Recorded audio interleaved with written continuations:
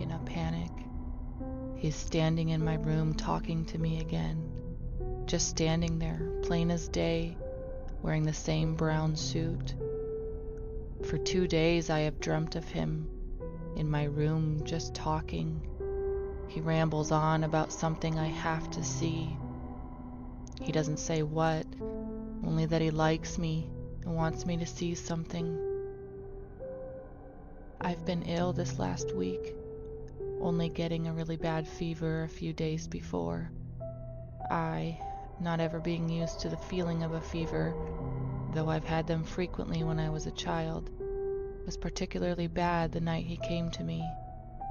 What with the shivers, along with the sore throat and aching body, I'm surprised I slept at all. The whole day has been horrible. My girlfriend Tina stayed with me the whole time. She risks getting sick, but she doesn't care. She loves me. The first night, I thought I awoke to a shuffling in the room. The bedroom door is open and the hall light is on. The light from the hall illuminates the room. I lift my head, scanning the room, starting at the door. I never once notice him on the opposite side of the bed, sitting by me. When I do, I give out a yelp. Nothing. He looks at me with a grin on his face. He is an older gentleman, about late 60s, early 70s, gray stubble and short gray unkempt hair. Though he startles me, I don't get a bad vibe from him. At first, anyways. There is something about him, however, that makes me feel a little panicked. But as I said, it wasn't apparent at first. "You must see it," he says in an eager voice. "You are the one to see it. No one else can, not even them. Just you, my friend." His face was alive with excitement. I tried to speak, but found that I could not. He didn't even seem to mind. "I've waited years for someone like you to come along, and now you have, and you just must see it. It'll be perfect for you." I try to muster words, but none form. I kept thinking in my head, what is it he's trying to tell me? To show me what? My mind screams the question, but my mouth could not word it. "It'll be the best thing you will ever come to see," he says in a lower, almost subdued voice. He then looks at me and I notice his eyes for the first time. They look normal enough. His eyes are a light hazel color, but his pupils were white, like a soft glow is emanating from them.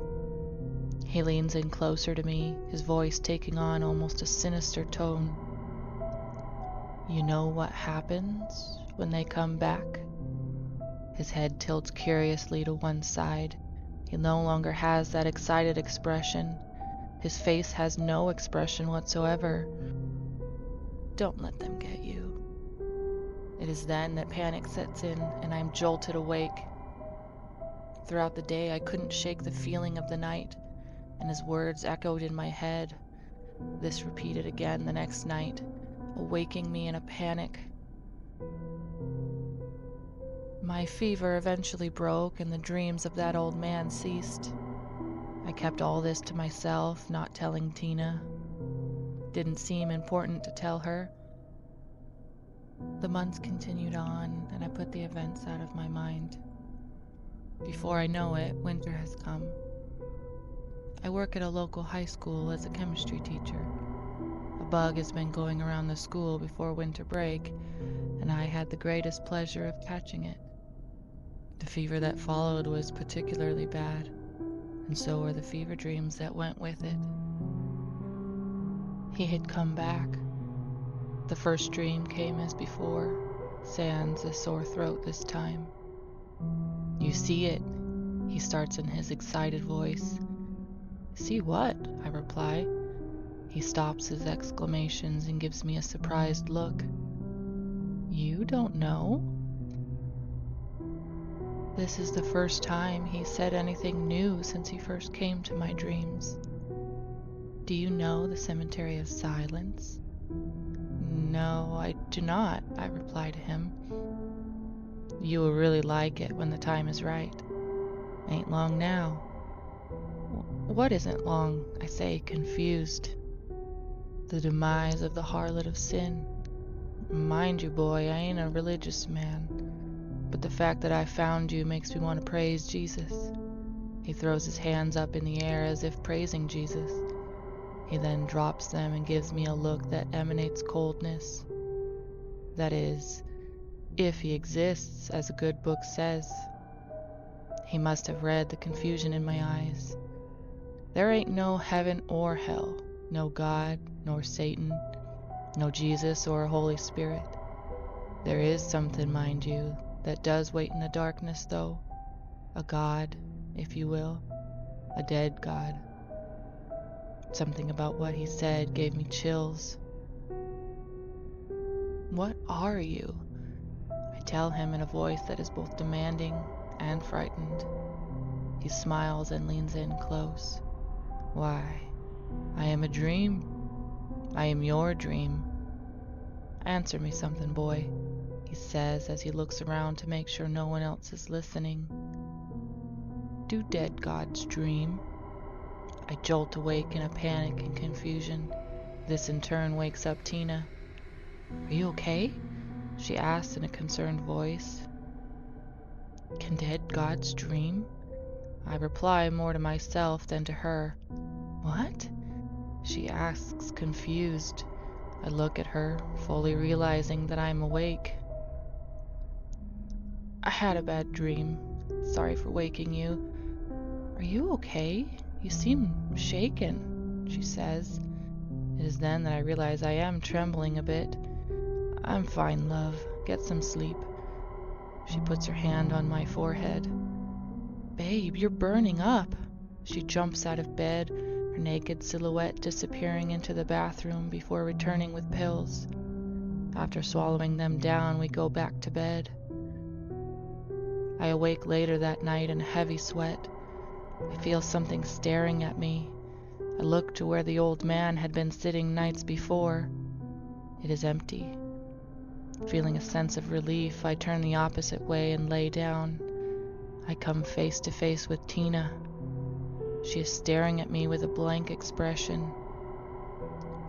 As she looks into my eyes, I sense there is something wrong. I look into her eyes, but I do not see her. Why do you sit around and not go where he tells you? She says after a few uncomfortable seconds of silence. Her voice seems off.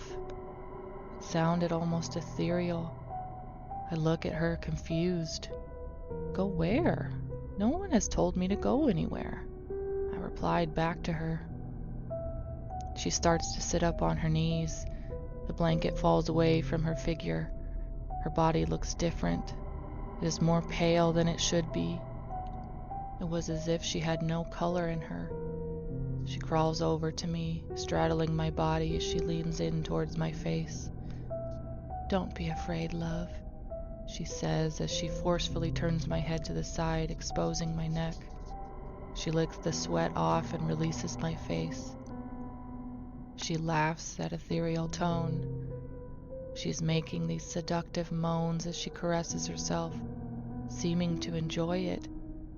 She then looks me in the eyes while she continues. Don't follow me, love. You can't follow. He has his plans. He wants to see if you are the one. She slides her hand past my neck under the pillow, coming back up. She has a large blade in her hand.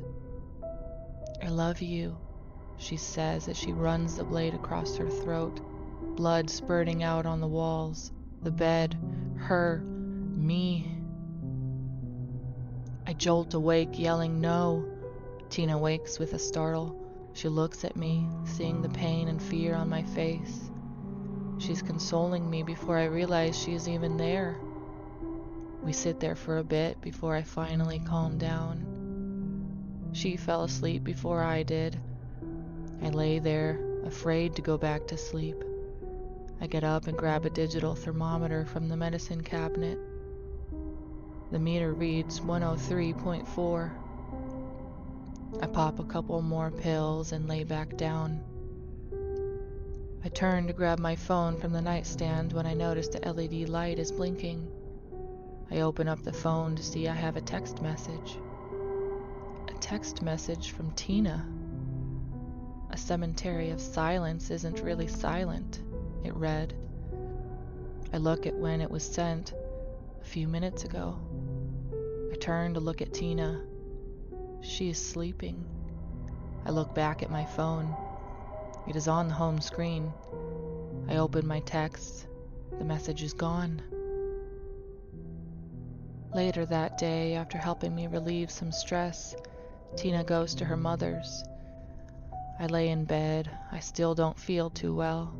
I close my eyes, starting to relax, when I hear the front door open. I look at my phone. A couple of hours had passed since Tina had left, and a few minutes since I closed my eyes. "Hey, sunshine," a voice says right next to me, giving me a startle. It is the old man. "Crap," I yell. I fell asleep again. "Maybe," the old man says, his slightly sinister tone betraying the wide grin on his face. "It's okay. I'm here to tell you that it is ready for you. The dreaming dead god made sure you are to find it. And when you do, I want you to consider the consequences of your actions. Believe me when I say that I have your interests at heart." He doesn't. Look up the raw formula. You have been chosen. I didn't have a choice. You do. What happens when they come back? I look at him with confusion. In my head, I'm trying to figure out what the hell is going on about. Sinus pressure starts to hit me. I close my eyes and rub where the pressure is emanating.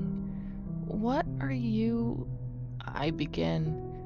I open my eyes to see him gone. I was awake.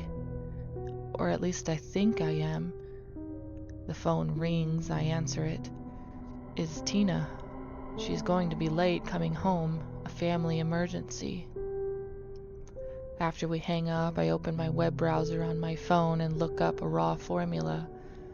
The first result page is nothing but health information on raw food diets, recipes on shakes and smoothies. Page after page is the same thing. One link I came across looks promising. The title says, "What happens when it's raw?" Without thinking, I opened it up to be directed to an extremely adult page on what happens when it's raw.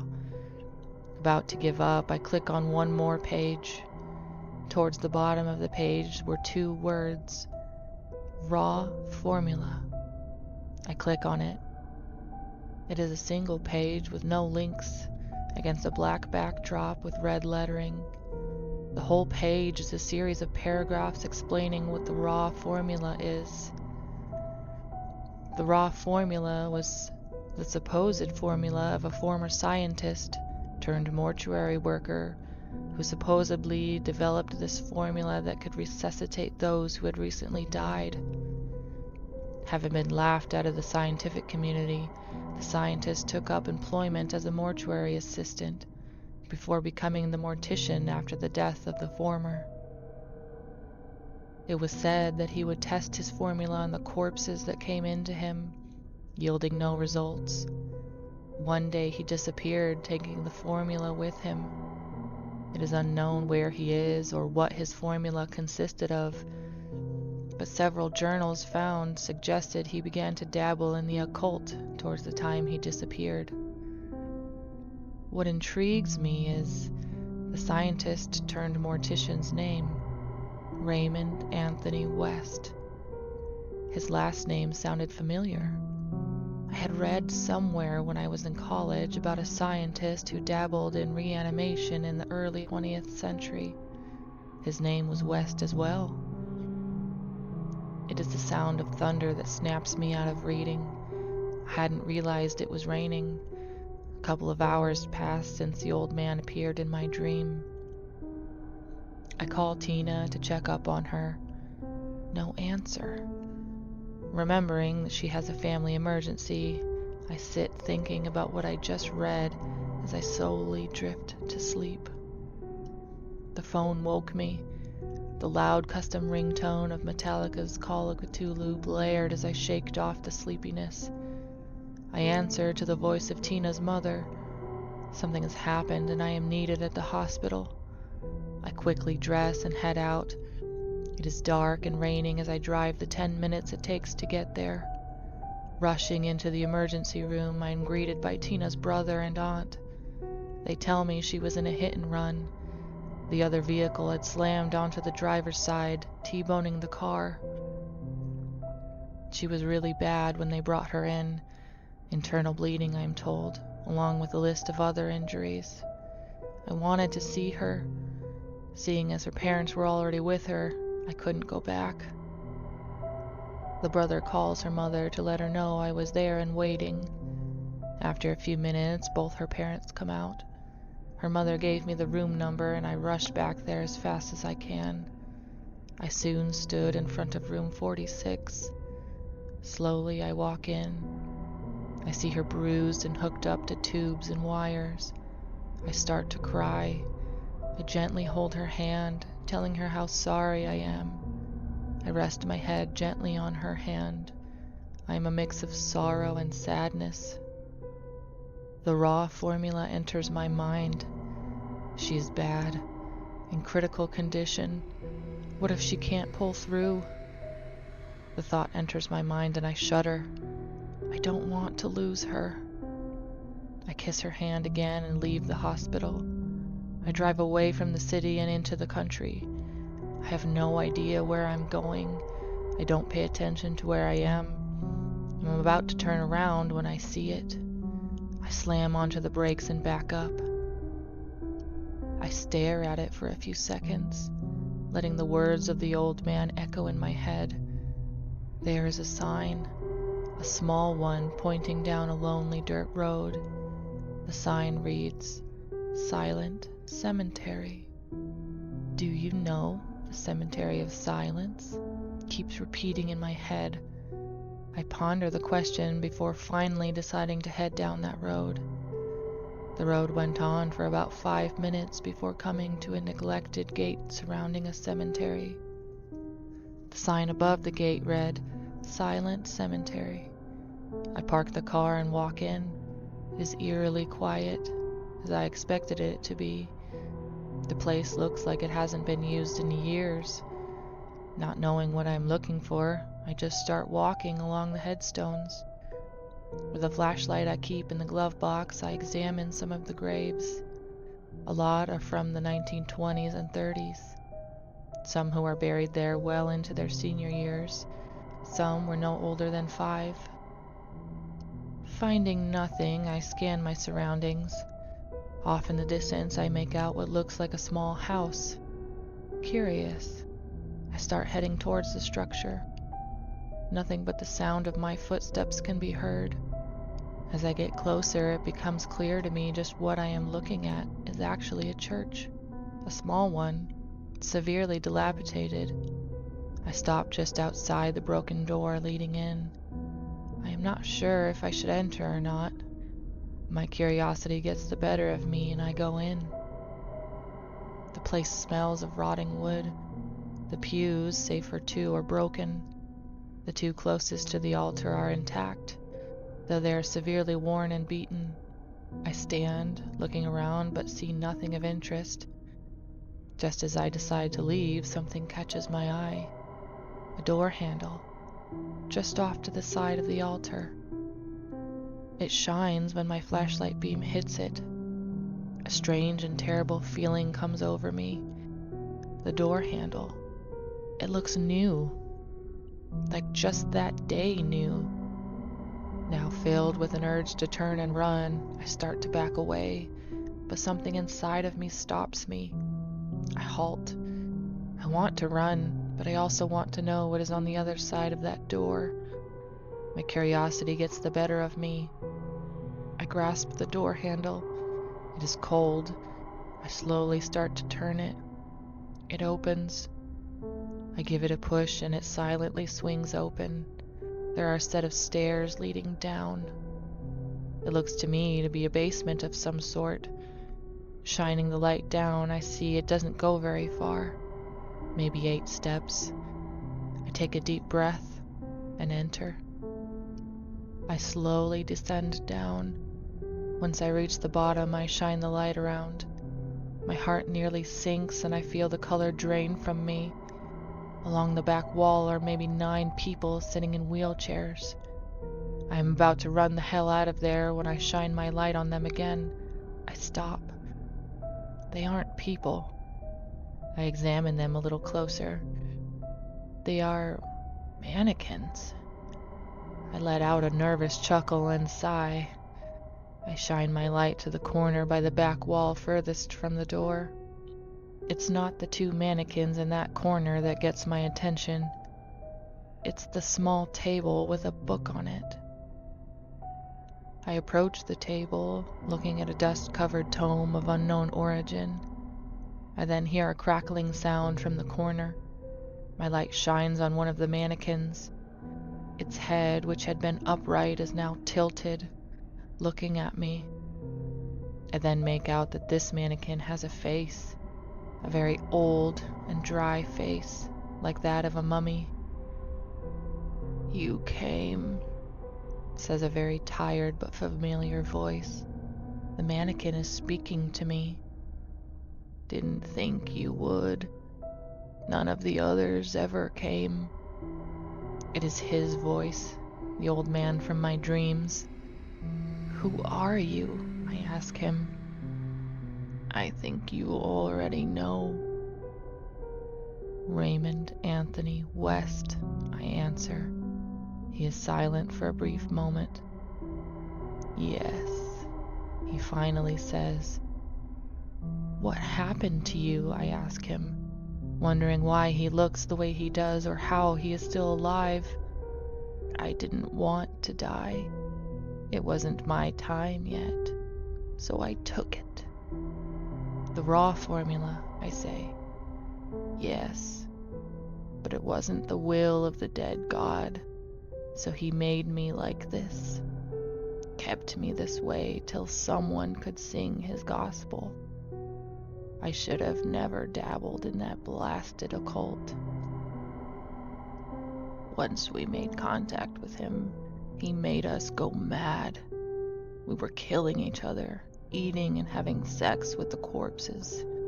I was the only one that survived, but I was also dying. I injected myself. I was able to hold off death. This angered him. I was then made into this, till he chose a successor. He chose you." "Why?" I ask him, both confused and frightened. "Why not? He just chose you. I don't know how he works. He sent me to get you here, and here you are. Take the book. Go. He no longer needs me." Before I can say anything, I suddenly hear what sounds like slithering across the floor. I look down to see what I think are at first large, skinny worms coming out of the wall. This quickly changes when I see that they are coming out of the entire wall where he is.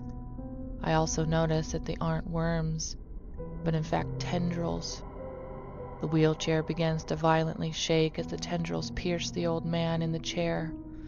I grab the book and run the hell out of there as fast as my legs will move. I make it to the car, start it up, and get out of there as fast as I can, gunning it down the road till I hit the main street. I stop. Feeling safe, I put the car in park, but keep the engine running. I look at my phone to see several missed calls and a text message from Tina's mother.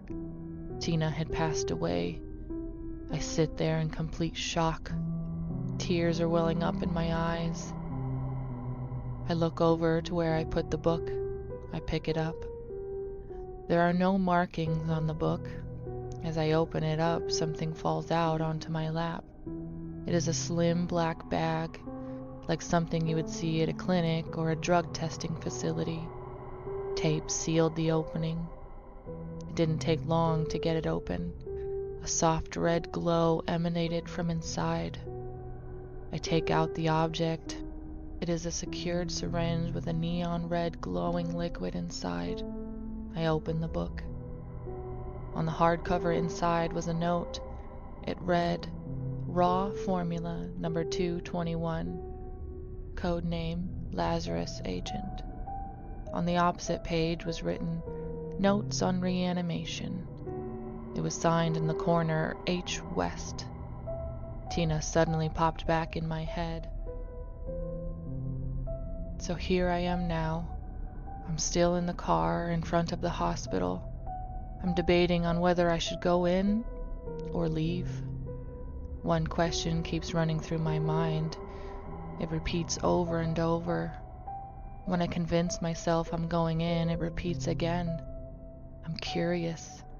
Sadness and sorrow I also feel, but curiosity, a morbid one. I ask myself the question aloud. What happens when they come back?